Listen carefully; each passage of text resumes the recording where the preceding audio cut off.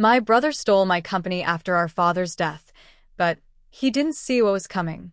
Hi, my name is Savannah. I'm 32 years old, and I'm the founder of a tech consulting firm that currently employs 47 people and generates over $4 million in annual revenue. I say that not to brag. I say it because 18 months ago, my brother tried to take all of it from me. Every single piece. The company I built from nothing, the clients I stayed up until 2 in the morning to serve, the employees I considered family. My own brother looked me in the eye and tried to strip it all away, while our father was barely cold in the ground. My mother called me last week. I let it ring. She called again. I let it ring again. The third time I answered, not because I felt guilty, but because I had something I wanted her to hear. What I said to her that day was the final chapter of the longest, most painful story of my life. And I want to tell you all of it from the very beginning. This is the story of how my family tried to destroy everything I built, and how I made absolutely sure they couldn't. Growing up in our house in suburban Ohio, there were 2 children, me and my brother Derek, who is 4 years older. On paper, we were a normal middle-class family. Dad, Richard, ran a small but successful industrial equipment business. Mom, Patricia, managed the home and volunteered at the church. We had a nice house, family dinners, vacations to the lake every summer. But underneath all of that, there was a current running through everything, invisible and constant like electricity in the walls. And that current had a name. Derek could do no wrong. It wasn't obvious at first, not to me anyway. When you grow up inside a dynamic, you think it's normal. Derek was 4 years older, so of course he got more responsibility.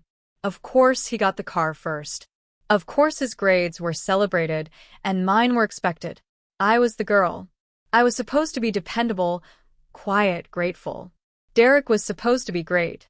Dad would watch Derek's soccer games from the front row, rain or shine, hollering his name. He came to exactly 2 of my academic competitions, both times because Mom practically dragged him. When I won the regional science fair at 14, Dad patted me on the shoulder and said, "Good job, kiddo," then immediately called Derek to brag about it to him. As if my achievement only mattered once it passed through my brother's orbit. I told myself it wasn't favoritism. I told myself Dad just related to Derek more, that it was a generational thing, a gender thing, something explainable and forgivable. I was very good at explaining things away back then. What I couldn't explain away was what happened when I was 22 and launched my first business, a small digital marketing consultancy out of my apartment. I'd saved every dollar from 2 part-time jobs through college, had 3 clients before I even graduated, and I was terrified and excited in equal measure. When I told my parents over dinner, Mom smiled politely and asked if I had a backup plan. Dad was quiet for a moment, then said, "Have you thought about working for Derek's firm first? Get some real experience." Derek had just started a small landscaping company that was, at that point, struggling to break even. And Dad was suggesting I shelve my own dream to go work for my brother. I said no, politely but firmly. And that was the first time I saw the look on my father's face that I would come to know well over the next decade, a kind of quiet disappointment that I wasn't playing the role he'd written for me. I built my company anyway. I named it Pinnacle Digital Solutions. I worked 18-hour days. I lost a client and cried for a week, then found 3 more. I hired my first employee at 25. I moved into a real office at 27. By the time I was 30, we were generating nearly $2 million in annual revenue, and I had 22 employees. I had done this entirely without my family's support, no loans, no introductions, no encouragement. Just work. Derek, meanwhile, had bounced through 4 different business ventures with varying degrees of failure, each time somehow landing back on his feet because Dad quietly bailed him out. The landscaping company, a franchise attempt that collapsed, a real estate side hustle, and then, most recently, a corporate event planning business that my father had funded to the tune of nearly $200,000. I didn't know about that last one until after Dad died. Dad was diagnosed with pancreatic cancer 14 months before he passed. It moved fast, the way that disease does, and by the end, he was in hospice care at home. Those last 4 months were the hardest of my life. I flew back to Ohio every other weekend. I sat with him for hours, holding his hand, watching him sleep. We talked more in those months than we had in the previous decade. He told me he was proud of me. He said it clearly, more than once, and I held on to those words like they were precious stones. What I didn't know, what I had absolutely no idea about, was that Derek had been busy during those months. Very, very busy. Dad passed on a Tuesday morning in March. I was there. Derek was not. He arrived 40 minutes after, breathless and red-eyed, claiming he'd been stuck in traffic. Mom held his hand at the funeral while I stood one step to the side, as I always had. The will reading was 3 weeks later. I wasn't expecting anything in particular. Dad's estate was modest. The house, some savings, his business, which he'd been winding down for years. What I was not expecting was what the attorney, a man named Gerald Hutchins, read aloud in that small conference room. The business assets, what remained of them, were split equally. The house went to Mom. The savings were divided. Standard enough. But then Gerald cleared his throat and mentioned a secondary document. A business addendum, signed 6 weeks before Dad's death, while he was in hospice care and on significant pain medication. In that addendum, my father had allegedly agreed to invest his remaining liquid assets, approximately $80,000, into Derek's event planning company. And in exchange, Derek was named as the sole beneficiary of any future profit sharing from Dad's holdings. I sat very still. I looked at Derek. He was looking at the table. When was this signed? I asked Gerald quietly. February 14th, he said. 6 weeks before Dad died. When he was on morphine. When he sometimes didn't recognize what day it was.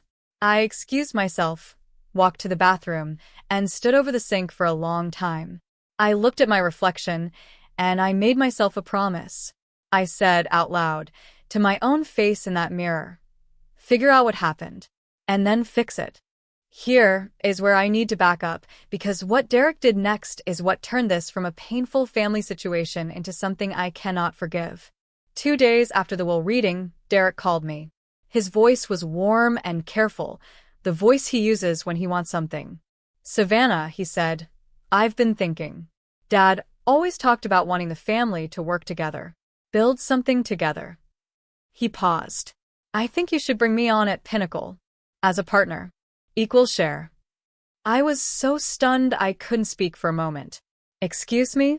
Equal partner, he repeated. 50-50. I bring in the capital, you keep running the operations. It makes sense, Savannah. It's what Dad would have wanted.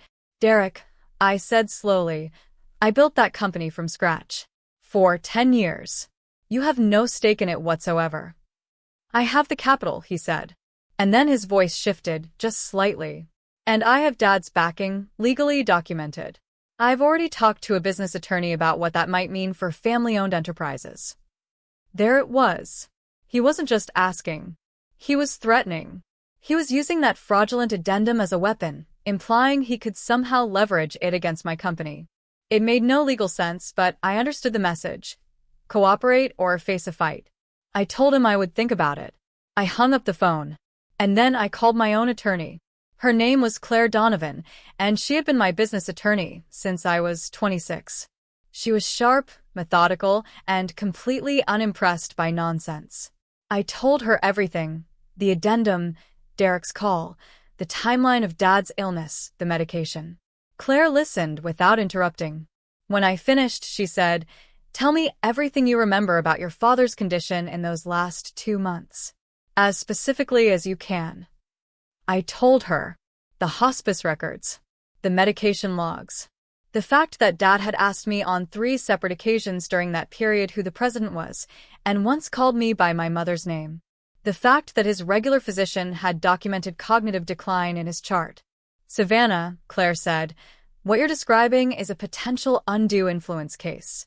If your father lacked the cognitive capacity to make sound financial decisions at the time that document was signed, it may not be legally valid. I felt something shift in my chest. Like a door opening. What do I need? Medical records. Testimony, if possible. And the original document. We'll want a handwriting analyst to look at the signature. I said, How do I get the medical records?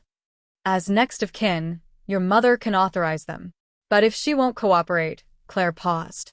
Do you have any relationship with your father's hospice physician? I did. Her name was Dr. Angela Moore, and she had been extraordinarily kind during Dad's final weeks. I had her card somewhere. I found it that same night. What happened over the next 3 months was the most methodical, deliberate work I have ever done in my life, and I say that as someone who built a company from a laptop in a studio apartment. Dr. Moore agreed to provide a written statement regarding Dad's cognitive state during February. Her notes were detailed and damning. She had documented his confusion, his inconsistent lucidity, his dependence on significant doses of pain medication. She wrote clearly that, in her professional opinion, he would not have been capable of making complex financial decisions during the period in question. I hired a handwriting analyst who examined the signature on the addendum. His report was cautious but notable.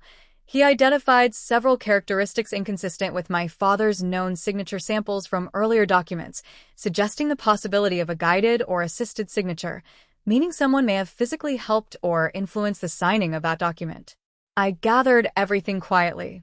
I told no one in my family what I was doing.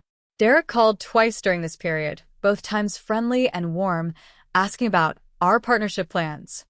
I was politely noncommittal. Let him think I was considering it. Let him feel comfortable. I also did something else. I called my aunt, my father's sister, Margaret, whom I had always been close to and who had never particularly liked Derek. I asked her if she knew anything about the weeks before Dad's death, specifically whether Derek had been spending unusual amounts of time alone with him. Margaret was quiet for a long moment. Then she said, "Savannah, I visited your dad about 10 days before he passed. Derek was there. I walked in on what looked like Derek guiding your father's hand while he was signing something on a clipboard. When he saw me, he put the clipboard away very quickly and made a joke about insurance paperwork." I closed my eyes. "Would you be willing to put that in writing?" I asked her. She said yes, without hesitating.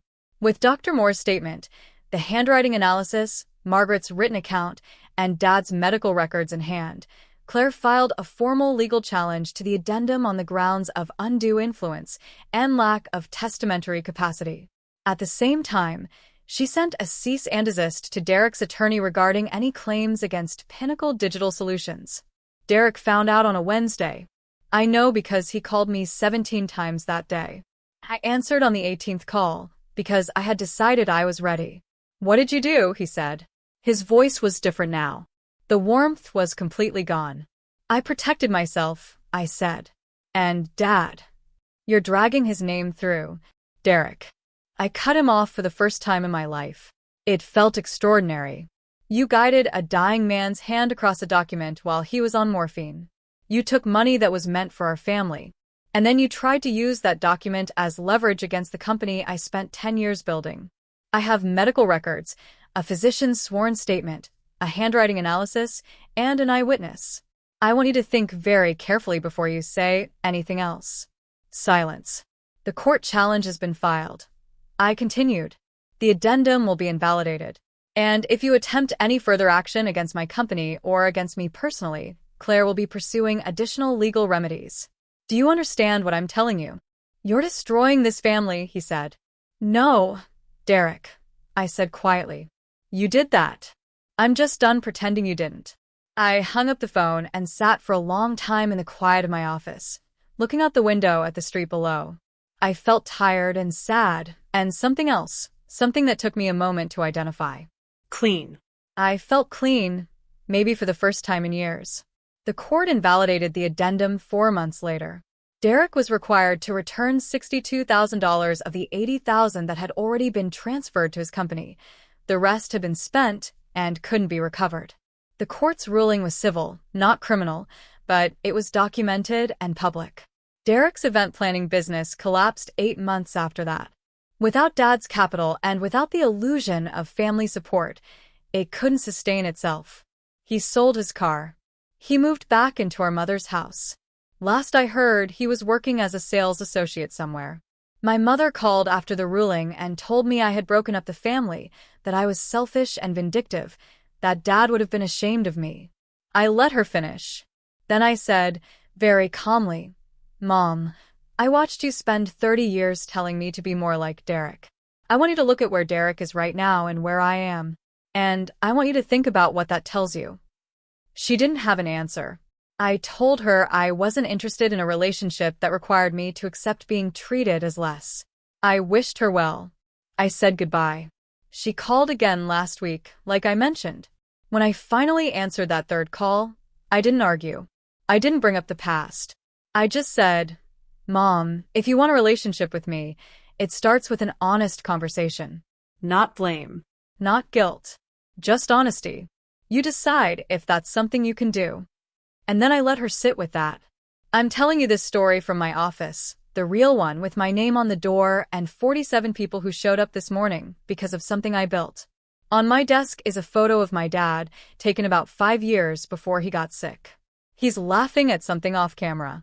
I keep it there because I loved him and because he told me he was proud of me and because I have to believe that the man who said those words to me would not have wanted what Derek did. I spent a long time being angry. I spent some time being sad. And then I spent my energy on something more useful, building the next chapter of my life. We hit 4 million in revenue this year. I have a partner now, a woman named Rachel, who thinks I'm remarkable and tells me so regularly. I have chosen family, friends, and colleagues who show up without conditions. If you're sitting somewhere reading this or listening to this, and you have people in your life who treat you as less than, who expect your silence in exchange for belonging, I want you to hear this clearly. Your silence is not loyalty. Your tolerance is not love. You are allowed to protect what you built. You are allowed to walk away. You are allowed to be the one who finally says, enough. The version of me who sat at that kitchen table waiting to be acknowledged, she deserved better. I gave her better. That's all any of us can do.